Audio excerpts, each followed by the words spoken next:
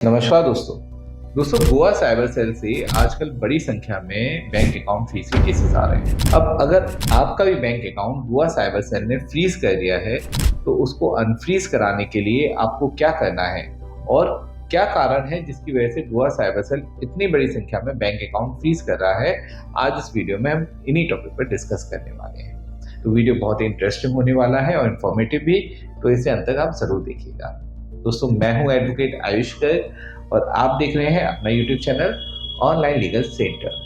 Bank account freeze या cyber crime से related और इन्फॉर्मेटिव वीडियोस देखने के लिए आप हमारी प्लेलिस्ट पर भी विजिट कर सकते हैं। एक जरूरी सूचना और दोस्तों, अगर गुजरात साइबर सेल से आपका बैंक अकाउंट फ्रीज हुआ है तो आपको अब परेशान होने की कोई ज़रूरत नहीं है। आपको कुछ भी लीगल फी एडवांस में पे करने की अब यहाँ आवश्यकता नहीं है। आपका जब अकाउंट अनफ्रीज हो जाए उसके बाद आप हमारी सारी लीगल फीस पे कर सकते हैं। इसके लिए आप हमारी हेल्पलाइन नंबर पर कभी भी कॉल कर सकते हैं। दरअसल दोस्तों, साइबर क्राइम आजकल बहुत ज़्यादा बढ़ गया है और बैंक अकाउंट अनफ्रीज कराने के नाम पर भी लोग साइबर क्राइम कर रहे हैं। ऐसे में आपसे आपका बैंक अकाउंट अनफ्रीज कराने के नाम पर कुछ भी एडवांस फी ले ली जाती है और फिर बाद में आपको कोई रेस्पॉन्स नहीं दिया जाता है। गुजरात स्टेट में ये काम बहुत ज़्यादा हो रहा है क्योंकि यहाँ से बहुत ज़्यादा अकाउंट फ्रीज हो रहे हैं।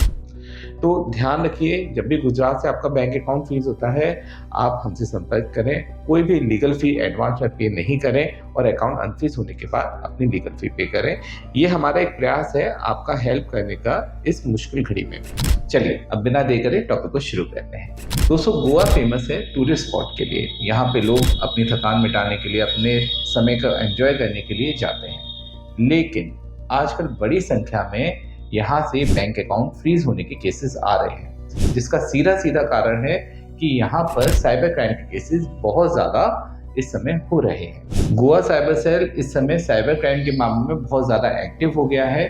तो इस वजह से यहाँ पे अगर कोई भी कंप्लेंट फाइल होती है तो उसको जल्दी से जल्दी रजिस्टर्ड किया जाता है और उसके आधार पर उन अकाउंट्स में जिन में वो साइबर क्राइम का फंड जाता है, साइबर सेल उन अकाउंट्स को फ्रीज कर देता है या उन पर लीन लगा देता है। अब दोस्तों, अगर आपका ये bank account Goa cyber cell ने फ्रीज कर दिया है तो आपको कुछ सावधानियां रखने की जरूरत है। सबसे पहले तो आपको ये पता करना होगा कि किस साइबर सेल ने आपका बैंक अकाउंट फ्रीज किया है गोवा में। ज्यादातर मामलों में CID office cyber crime bank account freeze करता है गोवा में, या फिर आप पर्टिकुलर पुलिस स्टेशन से कांटेक्ट कर सकते हैं अपने अकाउंट को अनफ्रीज कराने के लिए। उस साइबर सेल ने ही आपके अकाउंट को फ्रीज किया होगा। तो ये जानने के लिए कि CID ऑफिस ने हमारे बैंक अकाउंट को फ्रीज किया है या कोई पर्टिकुलर पुलिस स्टेशन है जिसने हमारे बैंक अकाउंट को फ्रीज किया है गोवा में, आपको सबसे पहले बैंक में विजिट करना होता है। साथ में आपको यह पता करना होता है कि कंप्लेंट नंबर क्या है या FIR नंबर क्या है या एक्नॉलेजमेंट नंबर क्या है। इसके साथ साथ आपको ट्रांजेक्शन डिटेल्स भी पता होना जरूरी है। जब एक बार ये तीनों डिटेल्स आपको मिल जाती हैं तो आप उस साइबर सेल में कांटेक्ट कर सकते हैं, वहां पे पर्सनल विजिट कर सकते हैं या फिर किसी अच्छे साइबर एक्सपर्ट एडवोकेट की आप हेल्प ले सकते हैं अपने अकाउंट को अनफ्रीज कराने के लिए। दोस्तों, कई बार बैंक आपको ये डिटेल्स नहीं देता है, तो ऐसे में आपको परेशान नहीं होना है। आप हमसे कांटेक्ट करें, हमारी हेल्पलाइन नंबर पर कॉल करें, हम आपकी हेल्प करेंगे ये डिटेल्स आपको प्रोवाइड कराने में। अब दोस्तों, साइबर सेल से कांटेक्ट करते समय आपको एक बात विशेष ध्यान रखनी है कि अगर आप साइबर सेल में विजिट करना चाहते हैं तो आप पर्सनली वहाँ विजिट कर सकते हैं, कोई इशू नहीं है इसमें। लेकिन अगर आप वहाँ विजिट नहीं करना चाहते हैं तो आपको एक अच्छे साइबर एक्सपर्ट एडवोकेट की ही हेल्प लेनी चाहिए। इसके लिए आप हमारी हेल्पलाइन नंबर पर भी कॉल कर सकते हैं। दोस्तों, साइबर सेल में विजिट कर एडवोकेट आपके बिहाफ पर केस को रिप्रेजेंट करते हैं। सारे रेलिवेंट डॉक्यूमेंट्स और केस की डिटेल्स ऑफिसर को शेयर की जाती है। ऑफिसर इसके आधार पर केस को ऑब्जर्व करते हैं और देखते हैं कि इसमें कुछ भी आपके द्वारा कोई साइबर फ्रॉड किया गया है या नहीं किया गया। और अगर उनको सब कुछ सही लगता है तो वो आपके बैंक अकाउंट को अनफ्रीज करने के लिए NOC बैंक के नोडल ऑफिसर को जारी कर देते हैं। दोस्तों, यहाँ एक बात ध्यान रखिए, कई बार आपका फर्स्ट, सेकंड, थर्ड लेयर में अगर बैंक अकाउंट फ्रीज होता है तो आपके सामने इश्यूज आ जाते हैं। ऑफिसर इतनी जल्दी आपके अकाउंट को अनफ्रीज नहीं करते हैं। वहीं 4th, 5th, 6th लेयर में आपके अकाउंट को अनफ्रीज जल्दी कर दिया जाता है। इसका मुख्य कारण है दोस्तों कि फर्स्ट, सेकंड, थर्ड लेयर में आपके अकाउंट में डायरेक्ट फंड आता है कंप्लेनेंट के अकाउंट से। ऐसे में इन्वेस्टिगेशन थोड़ा ज़्यादा लंबा चल सकता है। लेकिन दोस्तों, आपको परेशान होने की ज़रूरत नहीं है। अगर आपने कुछ भी गलत नहीं किया है तो चाहे फर्स्ट लेयर में आपका अकाउंट फ्रीज हो या किसी भी लेयर में अकाउंट फ्रीज हो, आपका अकाउंट अनफ्रीज होगा ही होगा। अगर साइबर सेल आपके अकाउंट को अनफ्रीज नहीं भी करते हैं तो भी आपके पास रास्ता है उसको अनफ्रीज कराने का।